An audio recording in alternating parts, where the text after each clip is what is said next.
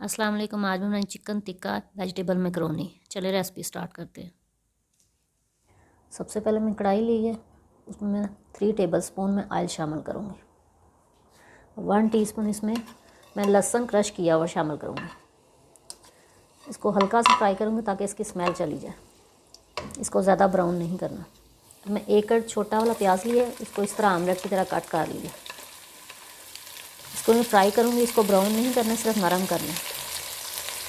अब मैं इसमें मैंने चिकन ये छोटा छोटा किया है, ये 1 पाव से थोड़ा कम है, यानी 200 ग्राम। अब मैं इसको फ्राई करूँगी, इसका कलर हल्का सा चेंज करूँगी। अब ये चिकन का कलर चेंज हो गया। अब इसमें मैं टमाटर छोटे छोटे पीसेस किए हुए हैं वो शामिल कर लूँगी।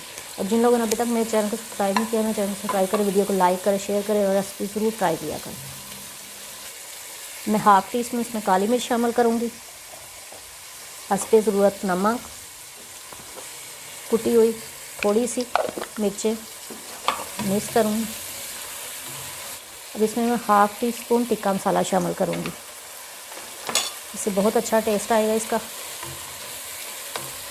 2 मिनट के इसका मैं ढक्कन ऊपर रखूँगी ताकि जो टमाटर है अंदर से बिल्कुल मैश हो जाए।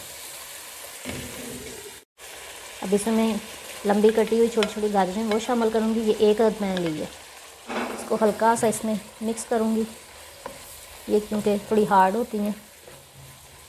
और मैं बाकी चीज़ें शामिल करूँगी। 1 टेबलस्पून सिरका, 1 टेबलस्पून सोया सॉस और 1 टेबलस्पून चिली सॉस मिक्स करूँगी। इसमें मैं शिमला मिर्च शामिल करूँगी। ये मैंने 3 टेबलस्पून चिली गार्लिक सॉस लिया, वो मिक्स करूँगी। और 1 टेबलस्पून मैंने केचप शामिल किया, इसको मिक्स किया। साथ ही इसमें मैं इस तरह कटी हुई बंद गोभी शामिल करूँगी।